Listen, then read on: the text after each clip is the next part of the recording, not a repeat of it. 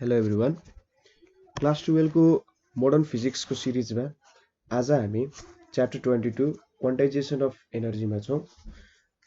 अब यो टपिक बुझ्नको लागि के हो त क्वान्टाइजेसन अफ एनर्जी भनेर बुझ्नको लागि हामीले चाहिँ अलिकति पछाडी जानुपर्ने हुन्छ जुन हाम्रो इन्ट्रोडक्सन पोर्सनमा छैन। तर सिम्पल भाषामा भन्नु पर्दाखेरि क्वान्टाइजेसन अफ एनर्जी भनेको चाहिँ एनर्जी जुन हामीले कन्टिन्युअस हुन्छ भनेर पढिरहेका थियौं हैन। कन्टिन्युअस भनेर क्वान्टाइजेसनले चाहिँ के भन्छ त भन्दाखेरि एनर्जी कन्टिन्युअस हैन डिसकन्टिन्युअस हुन्छ। डिसकन्टिन्युअस र यो डिस्क्रिट प्याकेट्समा हुन्छ भनेर भन्छ। अहिलेको लागि हामीले यति बुझौं र अगाडिको भिडियोजहरुमा जब हामी हेर्छौं क्वान्टाइजेसन अफ एनर्जीको बारे त्यति बेला हामी बुझ्छौं कि डिस्क्रिट प्याकेट्स किन भनेको होला र डिसकन्टिन्युअस एनर्जीको कुरा किन गरेको होला भन्ने कुराहरु बुझ्छौं। सो सुरुमा हामीले यहाँ बुझ्नुपर्ने के छ त भन्दाखेरि हामीलाई के थाहा छ भने कुनै पनि मटेरियललाई के गर्न सकिन्छ भन्दा स्मलेस्ट डिभिजन भनेर भन्छ एटम्समा डिफ्युज अथवा डिसइन्टिग्रेट गर्न सकिन्छ। ठीक छ, हामीले कुनै पनि मटेरियल्सलाई फुटायौं भने त्यहाँबाट आउने सबसे सानो इन्डिभिजिबल युनिट हैन, यो भन्नु त रङ हो। इन्डिभिजिबल युनिट फुटाउन नसकिने युनिट भनेर भन्नु त रङ हो। तर एउटा म्याटरको यदि हामीले सबसे सानो युनिटमा गयौं भने त्यो धेरैवटा युनिट हुन्छ नि कलेक्ट गरेर बनाइयो भने त्यो एउटा एटम्सको कलेक्सनबाट चाहिँ बनेको भनेर बुझ्न सकिन्छ। ठीक छ, सो एटम्स भनेको चाहिँ सबसे सानो स्मलेस्ट पार्टिकल भनेर भन्न सकिन्छ र एउटै प्रकारको एटम्सहरुले जब हामीले केही बनाउँछौं हैन, एटम्सहरुलाई एकै ठाउँमा राखेर कम्बाइन गर्दै गर्दै गयौं भने यसले मलाई एउटा एलिमेन्ट दिन्छ। सपोज हामीले गोल्ड हेर्यौं भने गोल्ड भनेको चाहिँ के हो त गोल्डको एटमहरु मिल्दै मिल्दै भएर चाहिँ के हुन्छ त गोल्डको एलिमेन्ट फर्म भएको हो है। र यदि हामीले एउटा भन्दा दुईटा एटम युज गर्यौं भने ठीक छ, दुई प्रकारको एटमहरु युज गर्यौं भने त्यसलाई के भन्छ त कम्पाउन्ड भनेर भन्छ। जस्तै वाटर, वाटरमा के छ त भन्दा हाइड्रोजन र अक्सिजन एटमहरु दुईटा भनेको त भिन्न छुट्टा छुट्टै एलिमेन्ट हो हैन। यो दुईटा छुट्टा छुट्टै एलिमेन्टहरु जोइन गरेर हामीले के नयाँ कुरा फर्म गर्यौं भने त्यसलाई चाहिँ के भन्छ त कम्पाउन्ड भनेर हामी लेख्छौं। सो यिनीहरुको आफ्नै छुट्टै प्रपर्टीहरु हुन्छ, यिनीहरुको मास छुट्टै हुन्छ, यिनीहरुको साइज छुट्टै हुन्छ, यिनीहरुको प्रपर्टीजहरु पनि छुट्टै हुन्छ। र एटमहरु चाहिँ कसरी बसेको हुन्छ त भनेर क्वेशन्सहरु चाहिँ पहिले आउँथ्यो। अब कुनै पनि हामीले भन्यौं कि डिभाइड गर्दै जाँदा एटम्स छ भनेर, एटम्समा पनि एक्सपेरिमेन्ट गर्दै जाँदा के थाहा पायो त एटम्स पनि प्रोटोन, न्यूट्रोन र इलेक्ट्रोनले बनेको। प्रोटोन भनेको पोजिटिभ पोर्सन, इलेक्ट्रोन भनेको नेगेटिभ र न्यूट्रोन भनेको न्यूट्रल हुन्छ हैन। र यसरी चाहिँ प्रोटोन, न्यूट्रोन र इलेक्ट्रोन, न्यूट्रोनको डिस्कभरी त धेरै पछि जेम्स च्याडविक भन्ने साइन्टिस्टले गरेको थिए र प्रोटोन र इलेक्ट्रोन हुन्छ भन्ने थाहा थियो। र धेरै मोडलहरु चाहिँ यो प्रोटोन र इलेक्ट्रोनलाई नै एक्सप्लेन गर्दै बनेको छ।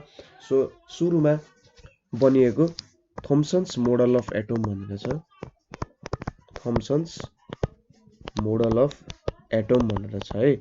थम्सन्स मोडल अफ एटममा चाहिँ के हुन्थ्यो त भन्दा थम्सन्सले मोडललाई चाहिँ प्लम पुडिङ मोडल भनेर पनि भन्छ। प्लम पुडिङ मोडल भनेको अब हामीले बुझ्ने भाषामा खरबुजा जस्तो भनेर बुझ्न सकिन्छ है। कस्तो हुन्छ त भन्दाखेरि सपोज यो मेरो खरबुजा भयो भने खरबुजामा हेर्नु भएको छ तपाईले के हुन्छ त खरबुजालाई तपाईले टुक्रा बनाउनु, दुई टुक्रा बनाउँदाखेरि त्यहाँ भित्र के देखिन्छ एउटा फ्लेशी पार्ट हुन्छ, फ्लेशी त रातो रातो पार्ट हुन्छ र त्यहाँनेरि के हुन्छ त दानाहरु हुन्छ। ठीक छ, सो यसरी नै थम्सन्सले चाहिँ के भने त भन्दाखेरि मेरो एटम भनेको चाहिँ कस्तो हुन्छ अरे भन्दा यहाँ एउटा गोलो यो पोर्सन भयो, यहाँनेरि चाहिँ अनि रातोले बनाउनु ठिक होला, यहाँनेरि चाहिँ के हुन्छ त भन्दाखेरि यसरी पोजिटिभ म्याटरले भरिएको हुन्छ यो। ठीक छ, पोजिटिभ म्याटरले चाहिँ के गरेको हुन्छ, म्याटर भनेर भन्यो एउटा पार्टिकल भन्दा पनि यहाँनेर एउटा फ्लुइडिटी जस्तो कुरा गर्न खोजेको थियो थम्सनले। यहाँ भित्र के छ त यसरी यो जुन मैले सबै बनाइरहेको छु एउटा पोजिटिभ म्याटर जस्तो भयो एउटा कस्तो सपोज गर्न सकिन्छ भने पानी जस्तो सपोज गर्यो हैन। अथवा तपाईले जुन खरबुजा अघि मैले एक्जाम्पल दिएको थिएँ, ठ्याक्कै खरबुजामा जुन रातो पोर्सन हुन्छ ठ्याक्कै त्यसरी नै के सपोज गरे त, एउटा रातो पोर्सन चाहिँ जुन रातो पोर्सन टोटल्ली कभर गरेर हुन्छ त्यो भनेको हाम्रो पोजिटिभ म्याटर हो भनेर सपोज गरे। त्यसपछि थम्सन्सले के भने त, यहाँनिर चाहिँ यसरी नेगेटिभ पार्टिकलहरू यहाँनिर बसेको हुन्छ, ठिक छ। यो रातो पोर्सन जुन छ यहाँनिर चाहिँ नेगेटिभ चार्जहरू जुन चाहिँ इलेक्ट्रोन हो भनेर थम्सन्सले नै डिस्कभर गराएको थियो पहिले। थम्सन्सको एक्सपेरिमेन्टद्वारा इलेक्ट्रोन हुन्छ भनेर डिस्कभर गराएको थियो। त्यो भनेको चाहिँ के भयो त, इलेक्ट्रोनहरू त्यो त्यहाँभित्र बसेको हुन्छ। ठ्याक्कै तपाईँले केही सोच्नु पर्दैन, मैले भने जस्तै त्यही खरबुजा नै हो भनेर सपोज गर्दा हुन्छ। र यो जुन यो रातो म्याटर छ यो चाहिँ पोजिटिभली चार्ज्ड म्याटर हो भनेर थम्सन्सले भनेको थिए है। अब यही मोडललाई चाहिँ के भनेर भन्छ त भन्दा प्लम पुडिङ मोडल भनेर भन्छ। के भन्छ अरे, प्लम पुडिङ मोडल भनेर भन्छ। अब चार्ज र मास हामीलाई इलेक्ट्रोनको थाहा छँदैछ र यहाँनिर चाहिँ के अरे इलेक्ट्रोन डिस्ट्रिब्युट भएको हुन्छ र कसरी डिस्ट्रिब्युट भएको हुन्छ भने एउटा इक्विलिब्रियम सेट गर्ने गरी त्यहाँनिर चाहिँ डिस्ट्रिब्युट भएको हुन्छ भनेर भनेको थिए। र टोटल पोजिटिभ चार्ज चाहिँ के हुन्छ अरे is equals to total negative charge. त्यसरी चाहिँ यिनले के गराएको थियो त, एउटा मोडलको क्रिएसन गराएको थिए। त्यही भएर के हुन्छ, टोटल पोजिटिभ चार्ज र टोटल नेगेटिभ चार्ज इक्वल भएपछि त्यहाँनिर इक्विलिब्रियम सेट भयो भनेर चाहिँ एक्सप्लेन गर्न सकिन्छ। तर थम्सन्स एटोमिक मोडलले धेरै कुरा एक्सप्लेन गर्न सकेन। यसको ड्रब्याक्सहरू चाहिँ के थियो त भन्दाखेरि यसले स्पेक्ट्रल लाइन्सहरूलाई एक्सप्लेन गर्न सकेन। स्पेक्ट्रल लाइन्स भनेको चाहिँ कुनै पनि एटोममा हामीले सपोज लाइट प्रोभाइड गर्यौँ भने त्यहाँनिरबाट त्यो चाहिँ सुरुमा एउटा स्टेटमा जान्छ र फेरि उसले लाइट फाल्छ हैन। र विभिन्न नेचरको लाइट फाल्छ उसले हैन। केही सर्टेन एमाउन्ट अफ इनर्जी दियौँ हैन, त्यहाँनिरबाट एउटा सर्टेन लेभलमा पुग्छ र एउटा स्पेक्ट्रल लाइन्सहरू दिन्छ। स्पेक्ट्रल लाइन्सहरूले चाहिँ के डिफाइन गर्छ भन्दा त्यहाँबाट कस्तो लाइट आइपुग्यो भनेर भन्छ। यहाँ त के छ, एउटै सर्फेसमा टोटल इलेक्ट्रोन्सहरू लाई गरेको छ भन्छ र त्यसरी चाहिँ उसले एक्सप्लेन गर्न सकेन के हो त यो भनेर। र त्यसै गरी अर्को भनेको चाहिँ large angle of scattering. Large angle of scattering of alpha particles. यो भन्दा ठ्याक्कै एकैछिनमा हामीले Rutherford scattering of alpha particles भन्ने एक्सपेरिमेन्ट हेर्छौँ। तर के भयो त भन्दा अल्फा पार्टिकल्सहरूको लार्ज एङ्गल अफ स्क्याटरिङ चाहिँ कसरी आयो त, र त्यो मेटल फोइल हामी एउटा गोल्ड मेटल फोइलमा हेर्छौँ। गोल्ड फोइलमा हेर्दाखेरि जस त्यहाँ एटमहरू स्क्याटर हुन्छ, विभिन्न एङ्गलमा स्क्याटर हुन्छ, त्यो कुराहरू पनि एक्सप्लेन गर्न सकेन। सो प्लम पुडिङ मोडललाई चाहिँ हाम्रो अथवा थम्सन्स मोडललाई चाहिँ accurate description of atomic structure भनेर भन्न सकिएन। सो यो मोडल डिस्कार्ड गर्नको लागि अथवा यो मोडलको जुन सर्टकमिङ्स छ त्यसलाई चाहिँ बुझाउनको लागि रदरफोर्डले एउटा एक्सपेरिमेन्ट गरे, जसलाई चाहिँ के भन्छ त भन्दा हाम्रो Rutherford experiment on scattering of alpha particles भनेर भन्छ, ठिक छ। अल्फा पार्टिकल्सहरू भनेको चाहिँ कस्तो बुझ्न सकिन्छ भने यिनीहरू चाहिँ पोजिटिभ पार्टिकल्स हो भनेर बुझ्न सकिन्छ अहिलेको लागि। यिनीहरू चाहिँ के हो त, पोजिटिभली चार्ज पार्टिकल्सहरू हो भनेर चाहिँ हामीले एक्सप्लेन गर्न सकिन्छ। सो यो एक्सपेरिमेन्ट कसरी गरे त यिनले भन्दा एउटा अल्फा पार्टिकल दिने सोर्स लिए सुरुमा, ठिक छ। अल्फा पार्टिकल दिने सोर्स निकाले, यसलाई हरियो कलरले गरौँ। यो भनेको हाम्रो अल्फा पार्टिकलको लागि एउटा सोर्स हो। यसमा चाहिँ यिनले के युज गरे भन्दा अल्फा पार्टिकलको लागि एउटा पोलोनियम भन्ने छ। पोलोनियम भनेको चाहिँ एउटा रेडियो एक्टिभ मटेरियल हो, ठिक छ। एउटा रेडियो एक्टिभ मटेरियल निकाले जसले चाहिँ डिकेको मेथडबाट के बुझायो त भन्दा कसरी त्यहाँबाट अल्फा पार्टिकलहरू आउँछ भनेर निकाले। अनि यसलाई चाहिँ केले कभर गरे भन्दा एउटा लिडको एउटा ठुलो ब्रिकले यसलाई कभर गरे। किन त भन्दाखेरि लिडले चाहिँ के गर्छ भने हाम्रो जुन यो अल्फा पार्टिकल छ, अल्फा पार्टिकल चाहिँ धेरै बाहिर ननिस्कियोस् भनेर अथवा कुनै बाहिरको कुरालाई इफेक्ट नगरोस् भनेर चाहिँ के गरे त भन्दाखेरि यो बनाए होइन। लिड ब्लकले चाहिँ के गर्छ त यो जुन एउटा खाली ठाउँ छ यो खाली ठाउँभन्दा अरूतिर चाहिँ के भयो त अल्फा पार्टिकलहरू छरिने भएन। त्यसपछि यहाँनिर एउटा स्लिट बनाए। एउटा सानो स्लिट बनाउनुको कारण चाहिँ के हो त भन्दा अल्फा पार्टिकल चाहिँ अरूतिर भन्दा हामीले एउटा सर्टेन डिरेक्सन एज्युम गराएको छौँ, त्यो डिरेक्सन भन्दा हाम्रो अल्फा पार्टिकल नजाओस् भनेर यिनले यहाँ एउटा यसरी स्लिट अज्युम गरे है, यसरी एउटा स्लिट बनाए। त्यसपछि यहाँनिर हाम्रो एउटा गोल्ड फोइल बनाए यिनले, ठिक छ। यहाँनिर एउटा यसरी एउटा गोल्ड फोइल बनाए।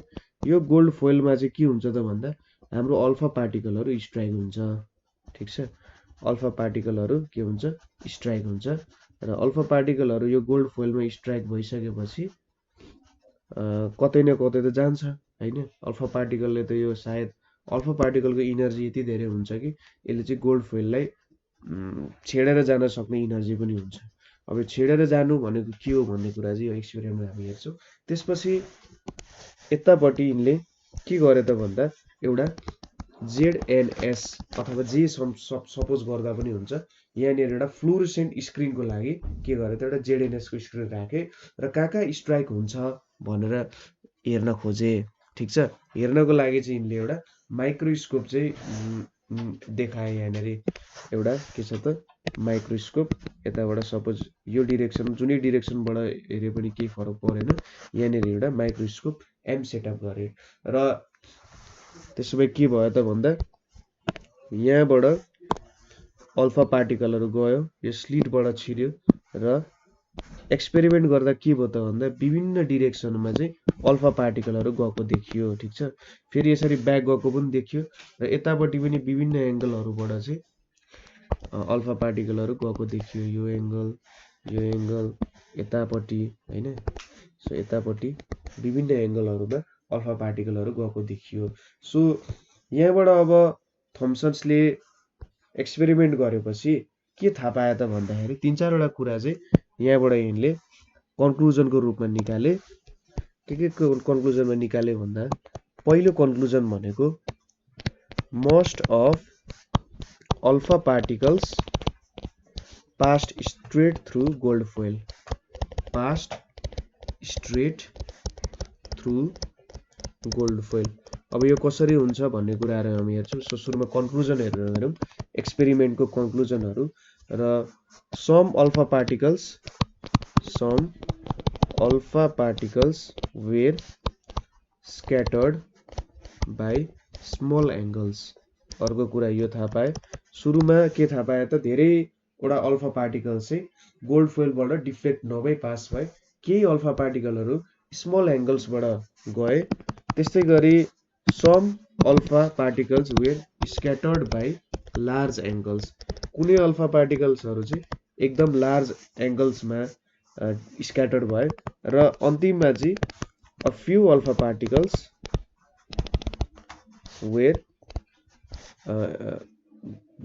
scattered directly backward, where directly backward, ठिक छ। some alpha particles were scattered directly backward। So तिनको कन्क्लुजन के निस्क्यो त एक्सपेरिमेन्टबाट भन्दा अल्फा पार्टिकल्समा धेरै अल्फा पार्टिकल्सहरू चाहिँ विदाउट डिफ्लेक्सन पास भए, केही अल्फा पार्टिकल्सहरू स्मल एङ्गलबाट डिफ्लेक्ट भए, केही अल्फा पार्टिकल्सहरू लार्ज एङ्गल्सबाट डिफ्लेक्ट भए र एकदम थोरै नम्बर चाहिँ के भयो त फेरि त्यही डिरेक्सनमा ब्याक आइपुग्यो। सो यसको कन्क्लुजनमा तिनले चाहिँ कसरी यसलाई स्टडी गरे त भन्दाखेरि सपोज यो कसरी हुन्छ होला भनेर हामी एउटा आफै सानो एजम्सनको हिसाबमा काम गरौँ। सपोज धेरै अल्फा पार्टिकल्सहरू चाहिँ विदाउट डिफ्लेक्सन पास हुनुको मतलब त्यहाँनिर उसले केही पनि फोर्स पाएन। सो त्यहाँनिर केही पनि फोर्स नपाउनुको मतलब डिफ्लेक्सन हुनुको मतलब त अल्फा पार्टिकल्स भनेको पोजिटिभ पार्टिकल हो।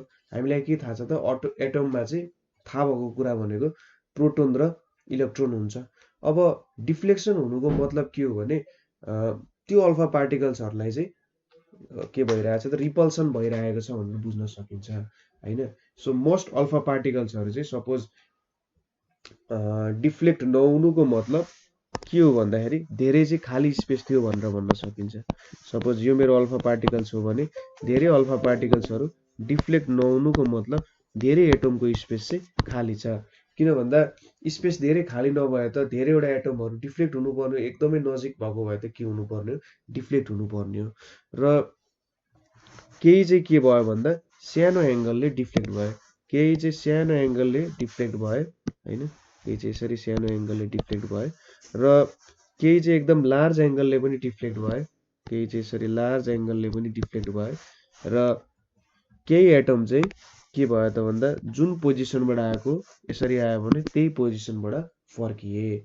सो यसरी चाहिँ उसले आफ्नो एजम्सन बनायो कि एटममा धेरै स्पेस चाहिँ खाली छ भनेर एउटा एजम्सन निकाले। त्यसै गरी हाम्रो चाहिँ लगभग के निकाल्यो भन्दा पोजिटिभ न्युक्लियस छ र इन्टायर मास चाहिँ लगभग पोजिटिभ चार्जमा चाहिँ कन्सन्ट्रेटेड छ भन्ने खालको कन्सेप्ट निकाल्यो। सो कन्क्लुजन हेरौँ के निकाल्यो त भन्दाखेरि कन्क्लुजन हेरेपछि ठ्याक्कै बुझिन्छ यहाँनिर यिनले एक्सपेरिमेन्टल्ली हिसाबमा चाहिँ के निकाल्यो भनेर। सो रिजल्टहरू के निकाल्यो त भन्दा so large angle scattering could only happen if alpha particles were repelled by massive positive charge concentrated in small region। अब यहाँबाट के बुझ्न सकिन्छ, अल्फा पार्टिकल्सहरू आफैमा एकदम म्यासिभ पार्टिकल्सहरू हुन् हैन, र कुनै म्यासिभ पार्टिकल छ त्यसको भेलोसिटी पनि धेरै छ भने त्यसको इनर्जी धेरै छ हैन। त्यस्तो इनर्जेटिक पार्टिकललाई लार्ज एङ्गलमा डिफ्लेक्ट गर्नको लागि के हुनुपर्छ भने त्यसलाई डिफ्लेक्ट गर्नको लागि जुन चार्ज चाहिन्छ, पोजिटिभ चार्ज त पोजिटिभ चार्जै चाहियो किनभने अल्फा पार्टिकल आफैमा पोजिटिभ छ। सो त्यसलाई रिपेल गर्नको लागि पनि एकदम हाई अमाउन्ट अफ कन्सन्ट्रेसन भएको, स्मल रिजनमा हाई अमाउन्ट अफ कन्सन्ट्रेसन भएको एउटा म्यासिभ पार्टिकल चाहिन्छ। सो त्यहाँबाट रदरफोर्डले के कन्क्लुजन निकाल्यो भन्दा एउटा म्यासिभ पार्टिकल छ जुन चाहिँ पोजिटिभ चार्ज हो हैन, पोजिटिभली चार्ज छ र एकदम हाइली कन्सन्ट्रेटेड छ र एकदम म्यासिभ छ भनेर पहिलो कन्क्लुजन निकाले हैन। किनभने लार्ज एङ्गल स्क्याटरिङ हुनको लागि अल्फा पार्टिकल आफैमा म्यासिभ छ, इनर्जी धेरै छ र त्यसलाई लार्ज एङ्गलमा डिफ्लेक्ट गर्नको लागि के चाहियो त एउटा म्यासिभ स्मल एरियामा कन्सन्ट्रेटेड पार्टिकल चाहियो हामीलाई। सो त्यहाँबाट तिमीले के भने एउटा म्यासिभ पोजिटिभ चार्ज छ जुन चाहिँ एकदम स्मल रिजनमा कन्सन्ट्रेट छ भने हैन। र त्यसै गरी के भने त भन्दा very few particles were scattered through large angles, एकदमै थोरै नम्बर अफ पार्टिकल्सहरू लार्ज एङ्गलबाट स्क्याटर भयो भन्नुको मतलब के भयो त एकदम सानो रिजनमा कन्सन्ट्रेटेड छ र जुन अल्फा पार्टिकल्सहरू यसरी माथिबाट पास भइरहेछ नि त्यसले के भन्यो त यिनीहरू विदाउट डिफ्लेक्सन पास भयो भनेपछि एउटा सानो रिजनमा कन्सन्ट्रेटेड छ र probability of head on approach, probability of head on approach भनेको चाहिँ के हो भन्दाखेरि सिधै त्यो म्यासिभ पार्टिकल जुन हाम्रो कन्सन्ट्रेटेड छ नि त्यसमा ठोकिने हेड अन एप्रोचको प्रोबेबिलिटी चाहिँ सिधै गएर ठोकिने प्रोबेबिलिटी एकदम कम छ हैन। एकदम कम हुनुको मतलब के हो त भन्दा यो पार्टिकल एउटा सानो रिजनमा कन्सन्ट्रेटेड छ र त्यसको वरिपरि चाहिँ के छ त भन्दाखेरि खाली स्पेस छ भन्ने कुरा बुझ्नु पर्यो। किनभने यदि यो ठुलो भएको भए त के हुन्थ्यो भने हामीले धेरै डिफ्लेक्सन देख्नु पाइन्थ्यो, तर के हो भन्दा थोरै डिफ्लेक्सन देखियो भन्नुको मतलब यो चाहिँ एउटा सानो स्पेसमा कन्सन्ट्रेटेड छ र रेस्ट अफ द स्पेस चाहिँ के भयो त हाम्रो खाली स्पेस हो भन्ने कुरा जस्तो भयो हैन। यसले थोरै स्पेस मात्रै अकुपाई गरेको छ भन्ने कुरा बुझियो। त्यसै गरी अब धेरै चाहिँ के भयो त भन्दा विदाउट डिभिएसन पास भयो, धेरै चाहिँ विदाउट डिभिएसन पास भयो भन्नुको मतलब के हो त हाम्रो एटमको मोस्ट अफ द स्पेस चाहिँ खाली छ। अर्को कन्क्लुजन के पनि निकाल्न सकिन्छ भने त्यहाँनिर त इलेक्ट्रोनहरू पनि हुनुपर्ने हो, तर इलेक्ट्रोनले डिफ्लेक्सनमा केही पनि हेल्प गरेन भनेपछि इलेक्ट्रोनले कन्सिडरेबली एकदम सानो छ, यसरी हाइली कन्सन्ट्रेटेड रूपमा पनि बसेको छैन र सायद इलेक्ट्रोन चाहिँ अब एकदम सानो मासको छ भन्ने कन्क्लुजन पनि निकाल्न सकिन्छ र अल्फा पार्टिकल्सहरू चाहिँ इलेक्ट्रोन भन्दा धेरै नै हेभी थिए भनेर पनि भन्न सकिन्छ। नभए इलेक्ट्रोनको कारण डिभिएसन आएको भए त्यहाँनिर एक्सपेरिमेन्ट देखिन्थ्यो, तर एक्सपेरिमेन्टमा त्यस्तो खालको केही पनि डिभिएसन देखिएन। सो इलेक्ट्रोनहरूको चाहिँ मास एकदमै सानो छ compare to the alpha particles भन्ने निक्ल्यो। सो रदरफोर्डले चाहिँ यहाँबाट एउटा एटोमिक मोडल क्रिएट गरे जसलाई चाहिँ के भनिन्छ त रदरफोर्ड्स एटोमिक मोडल भनेर भनिन्छ। ठीक छ, रदरफोर्ड्स एटोमिक मोडल भनेर भनिन्छ। रदरफोर्ड्स एटोमिक मोडलले चाहिँ के भन्यो त भन्दा, पहिलो कुरा म फिगरेटिभली नै बुझाउँछु है। रदरफोर्ड्स एटोमिक मोडलले के भन्यो, कुनै पनि एटममा के हुन्छ त एउटा न्युक्लियस हुन्छ। जसरी हाम्रो सेलमा चाहिँ न्युक्लियस हुन्छ नि, त्यसरी नै हाम्रो एटममा पनि एउटा न्युक्लियस हुन्छ। न्युक्लियस बीचमा, त्यसमा चाहिँ के हुन्छ त इन्टायरली पोजिटिभ हुन्छ। यो सबै पोजिटिभ चार्जहरू चाहिँ हाम्रो एटमको न्युक्लियसमा बसेको हुन्छ र यसको मास एकदमै धेरै छ कम्पेयर टु टोटल एटम। यसको मास चाहिँ लगभग एटमको 99% भन्दा बेसी मास चाहिँ के हुन्छ त पोजिटिभ न्युक्लियसमै रहेको हुन्छ भनेर भनेको छ। ठीक छ, र यो चाहिँ हाम्रो पहिलो कन्क्लुजन निस्क्यो। के निस्क्यो त भन्दा, almost total mass of atom is in positively charged nucleus भनेर भनियो है। त्यसै गरी अर्को कन्क्लुजन भनेको चाहिँ के निस्क्यो त भन्दाखेरि, थोरै डिफ्लेक्सन भयो, एकदमै थोरै एमाउन्टमा लार्ज एङ्गल डिफ्लेक्सन भयो र धेरै अल्फा पार्टिकल्सहरू विदाउट डिफ्लेक्सन पास भयो भने most of the space is empty of an atom. कुनै पनि एटमको मोस्ट स्पेस चाहिँ एम्प्टी छ and nucleus takes only very little space. ठीक छ, very little space of atom. न्युक्लियसमा चाहिँ एकदमै थोरै स्पेस मात्र उसले लिएको हुन्छ र धेरै स्पेस चाहिँ के छ त पोजिटिभ चार्जको इन्फ्लुएन्स भन्दा बाहिर छ र न्युक्लियसले लिएन भनेपछि न्युक्लियस एकदम सानो स्पेसमा छ र मोस्ट अफ द एटमको स्पेस चाहिँ के छ त एम्प्टी छ भनेर भनियो। र अर्को कन्क्लुजन के पनि निकाले भन्दा, अब यहाँबाट यिनले के निकाल्यो भने पोजिटिभ चार्ज त्यहाँनेरि छ भने इलेक्ट्रोन चाहिँ के हुनुपर्छ त सराउन्ड चाहिँ न्युक्लियसलाई सराउन्ड गरेको हुन्छ। Nucleus is surrounded by electrons भनेर भनियो। र के कन्क्लुजन निकाल्यो अर्को भन्दा, नम्बर अफ इलेक्ट्रोन्स चाहिँ इलेक्ट्रोन्सको नम्बर र प्रोटोन्सको नम्बर इक्वल हुन्छ, त्यो भएर कुनै पनि एटम चाहिँ इलेक्ट्रिकल्ली न्युट्रल हुन्छ भनेर भने। र इलेक्ट्रोन चाहिँ कसरी बसेको छ त न्युक्लियसमा, के यो स्ट्याटिक छ अथवा यसको केही मोसन छ भनेर सोच्दाखेरि तिनले के कन्क्लुजन निकाल्यो भने इलेक्ट्रोन्सहरू चाहिँ के त रिभल्भ अराउन्ड न्युक्लियस भनेर भने। तिनले चाहिँ सोलर सिस्टम जस्तो सोचे क्या। अब सोलर सिस्टममा के हुन्छ त सनको वरिपरि अर्थहरू अरू विभिन्न प्लानेट्सहरू घुमे जस्तै न्युक्लियस भनेको चाहिँ हाम्रो सन जस्तो भयो र न्युक्लियसको वरिपरि चाहिँ के छ त इलेक्ट्रोन्सहरू घुम्छ।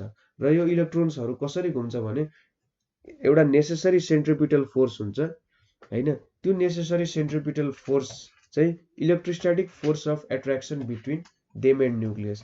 सपोज सोलर सिस्टमको मोडल सोच्दाखेरि यो सन भयो, यो अर्थ भयो भने के हुन्छ, अर्थको एउटा सर्टेन भेलोसिटी हुन्छ जसले चाहिँ के हुन्छ ऊ बाहिर जान खोजिरहेछ, तर यहाँ भित्र के गरिरहेछ त भन्दा सनले अर्थलाई तानिरहेछ। सो यो तान्ने फोर्स र ऊ बाहिर जाने फोर्स चाहिँ के छ त इक्वल छ। ठीक छ, ग्रेभिटेसनल फोर्समा चाहिँ ग्रेभिटेसनल फोर्स र बाहिर जाने फोर्स जुन छ हाम्रो सेन्ट्रिपिटल फोर्सले चाहिँ के गरिरहेछ त सर्टेन भेलोसिटीले ऊ बाहिर जान खोजिरहेछ भने यो दुईटा फोर्स इक्वल हुन्थ्यो। यहाँ चाहिँ के छ त दुईटा चार्जको कुरा गरिरहेछौँ हैन। चार्जको कुरा गर्दा चाहिँ यिनीहरू बीचको इलेक्ट्रोस्ट्याटिक फोर्स अफ एट्र्याक्सन भनेर भन्नु पर्यो।